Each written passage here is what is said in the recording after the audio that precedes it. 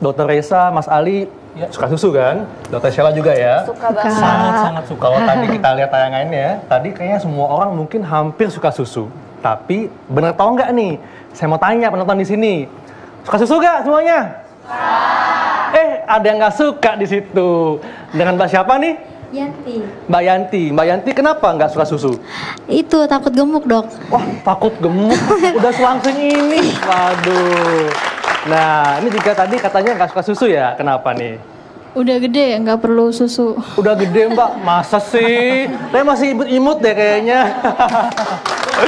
Oke. Jadi ada beberapa yang beranggapan kalau misalnya minum susu itu seperti anak kecil ya. Betul. Dan ada juga mitos dan fakta mengenai susu. Iya. Mungkin bisa dijelaskan langsung sama Dokter Raisa nih di Iya. sini. Iya, baiklah kalau yang pertama tadi ya kan mbaknya takut gemuk tuh kalau minum susu. Nah sebenarnya gemuk atau tidak itu dari jumlah kalori harian yang masuk. Jadi minum susu asalkan makannya tidak berlebihan itu tidak akan membuat seseorang jadi gemuk gitu. Kecuali ya kalau minum susunya kayak 2 galon sehari ya itu wajar aja lah kalau jadi gemuk. Oh gitu Dok ya. Oke, kalau susu itu hanya untuk anak-anak pada masa pertumbuhan, betul gak itu Dok? Ya itu sebenarnya nggak benar juga ya, Iya. karena gini kalau susu itu sebenarnya bagus untuk semua usia, Iya. karena kandungan dari susu itu sendiri dia mengandung banyak kalsium, vitamin D, terus magnesium, Iya. potasium, vitamin D juga dan vitamin A, vitamin B, jadi banyak sekali kandungannya. Banyak kandungannya Dok ya. Nah, Iya. kalau Mas Ali ini minum susu sejak kapan nih Mas? Sejak kecil dan sampai sekarang masih. Masih, ya. Yang pengen saya tanyakan adalah untuk dewasa nih, bahkan seperti usia saya 42 tahun, itu minum susunya bisa berapa kali sih supaya nggak jadi gemuk gitu loh dokter? Iya. Jadi sebenarnya ada batas rekomendasi Ada harian. batas ya, Batas rekomendasi hariannya itu sekitar ada yang bilang 2 sampai 3.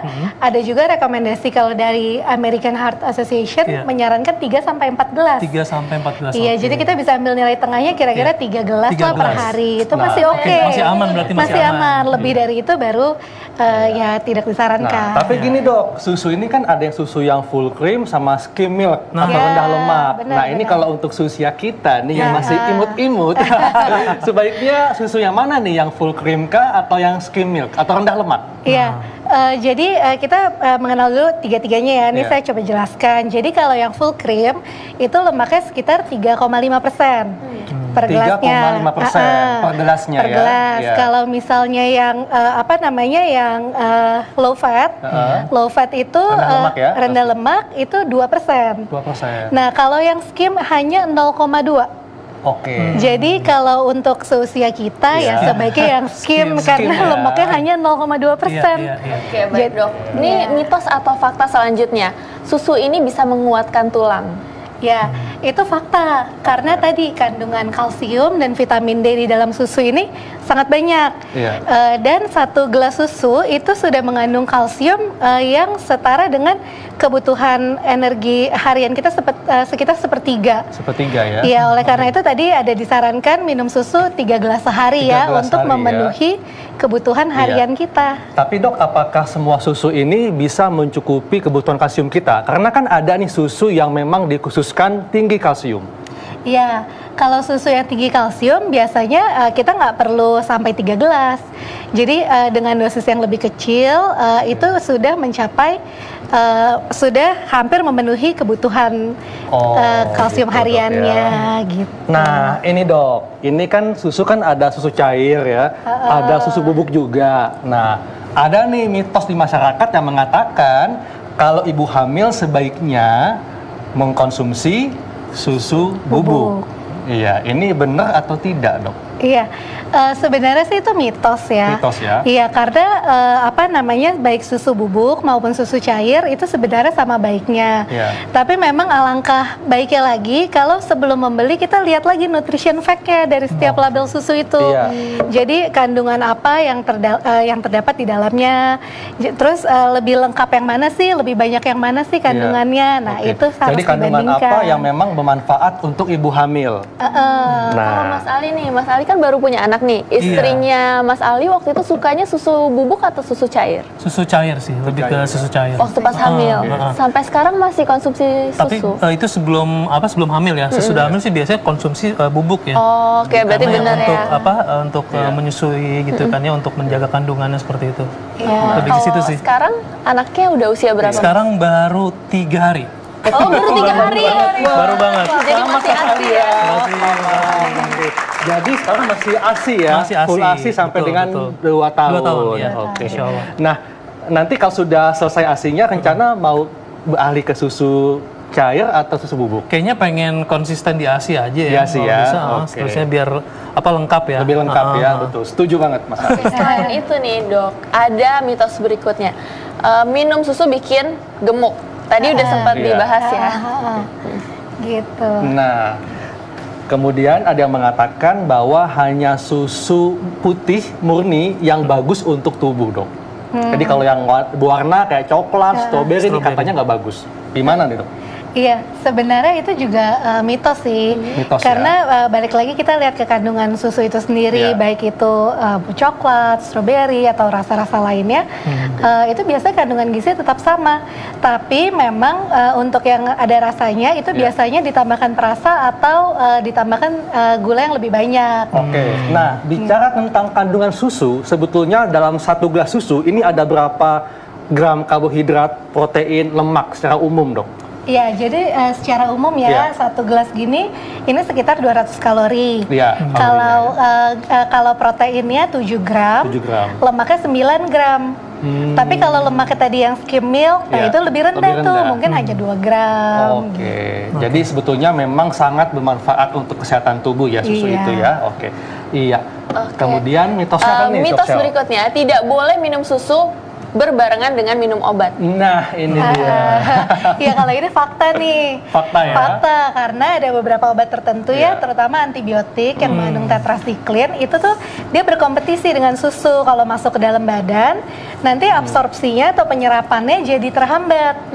Jadi khasiat iya, obatnya iya. nih nggak maksimal Iya. di dalam tubuh. Gitu. Oke, nah dok, masih balik Betul. lagi ke rasa-rasa susu nih. Saya Iya. kebetulan suka banget susu coklat, tapi saya punya mah. Dan katanya susu coklat tuh bisa menaikkan asam lambung. Bagaimana itu dok? Iya, sebenarnya sih enggak ya. Sebenarnya sifat susu itu netral, dia malah Iya. bisa menetralkan asam lambung. Jadi harusnya tidak usah khawatir. Walaupun gitu. susunya itu rasa Walaupun coklat, coklat. iya. Oke. Nah, kalau Mas Ali nggak ada masalah kan minum susu kan? Nggak bikin diare atau gimana Enggak sih, kan? selama ini sih mau di entah itu stroberi atau coklat sama aja sih. Sama aja ya. Iya. Tapi emang lebih cenderung lebih suka Coklat ya. Nah. Nah, dok, sebetulnya ini ada beberapa orang yang dia memang nggak cocok dengan susu, artinya dia alergi. Iya. Nah, ini gimana dok sebaiknya? Apakah tetap mencoba mengkonsumsi susu atau menggantinya dengan yang lain? Iya, jadi memang ada beberapa orang yang itu dikatakan dengan intoleransi laktosa. Laktosa di dalam susu itu sendiri ya. Jadi efek sampingnya kalau minum tuh jadi diare, sering buang air besar, perut bergas Iya. gitu. Nah, kalau sudah ada keluhan seperti itu jangan dipaksakan. Kita bisa menggantinya dengan sumber yang lain. Oh, Jadi bisa dengan dairy produk yang lain atau dicari yang susu yang laktosa free. Oke, jadi artinya kalau susu bikin alergi ini bisa fakta juga ya? Fakta, Bisa fakta juga iya, ya? karena Oke. memang ada beberapa orang yang nggak kuat. Oh, Oke, baik mitos dok. selanjutnya nih dok. Minum susu sebelum tidur dapat membuat tidur kita menjadi lebih nyenyak. Nah, ini enak banget. Susu hangat gitu ya. Nah, Ini itu gimana? fakta sih. Fakta ya? Iya, ini Kenapa fakta. dok bisa bikin ngantuk dok? Iya, karena di dalam susu dia mengandung asam amino triptofan. Nah, asam amino ini nih fungsinya adalah mengeluarkan serotonin dan melatonin yang fungsinya mengatur siklus bangun tidur kita. Apalagi kalau susunya anget Iya. ya. Jadi kalau Wah, anget-anget kan nikmat ya. jadi Hot choco relax. gitu enak ya, Iya. hot choco lagi dingin-dingin hot choco gitu. Iya, Kalau relax. susu bisa bikin kita mudah tidur, artinya kalau untuk orang yang mengalami gangguan tidur, insomnia, bisa ngebantu nggak? Bisa. Bisa disarankan salah satu terapinya minum susu malam hari, susu hangat. Oh gitu, bisa Iya. ngebantu Oke. dok Iya. ya. Oke, mitos atau fakta selanjutnya nih dok. Susu bisa menggantikan makanan pokok yang biasa dimakan setiap hari. Makanan Nah. rutin. Iya. Iya. Nah ini biasanya nih dok ya, Mas Ali juga ya. Ibu-ibu ini nggak mau pusing. Kalau anaknya sulit makan, kasih susu. Jadi Iya. kesannya susu ini bisa mengganti makanan. Ini sebetulnya mitos atau fakta dok? Sebenarnya sih mitos. Mitos ya? Iya, karena susu biar walaupun kandungan gizinya segala bagus ya, tapi sifatnya ini hanya pelengkap. Jadi kita tetap disarankan makan makanan utama yang Iya. mengandung karbohidrat, protein, lemak, dan bentuknya pun makanan padat. Oke. Gitu. Kalau anak ya, anak sih tergantung usia anaknya ya. Tapi memang sebaiknya kalau anak yang susah makan itu sebaiknya tetap dilatih. Supaya mengenal, melatih, mengunyah, Ya, mengenal tekstur makanan benar. dok ya, seperti itu. Waduh, luar biasa sekali ya. Ya dok, terima kasih untuk penjelasannya, sangat bermanfaat. Nah, Dr. Sheila, Mas Ali ini sekarang kerjanya di mana nih Mas? Kerja kantoran ya? Kerja kantoran juga, syuting juga gitu. Syuting Tapi juga lebih ya? banyak sih di depan laptop kerja Depan kantoran laptop. karena kan bisnis sendiri, bisnis kargo. Jadi bisa dibilang lebih dari 5 jam tuh kalau dalam sehari di depan laptop Oh. gitu. Jadi Nah, apa nih yang itu dirasakan satu. Mas Jadi Ali? yang dirasakan yang pasti tuh di punggung tuh pegal gitu kan. Mungkin pas awalnya saya berusaha untuk posisi sempurna lah ya, seperti ini. Tapi lama-lama kan udah males-malesan kan, ntar Iya. belok kiri, kanan gitu kan, terus ntar bongkok gitu. Padahal udah Seperti itu rutin sih. minum susu ya? Udah rutin, Oke. udah rutin. Ini pas banget nih Mas Ali nih. Setelah ini Dr. Sheila kita akan bahas apa dok? Jadi setelah ini kita akan bahas penyakit-penyakit yang sering dialami oleh orang-orang pekerja kantoran. Apalagi yang duduknya seperti Mas Ali nih, suka lebih dari 5 jam dan Iya. suka lama di depan komputer. Jangan kemana-mana, kita akan bahas saat lagi tetap di acara Ayo Dr. Sheila.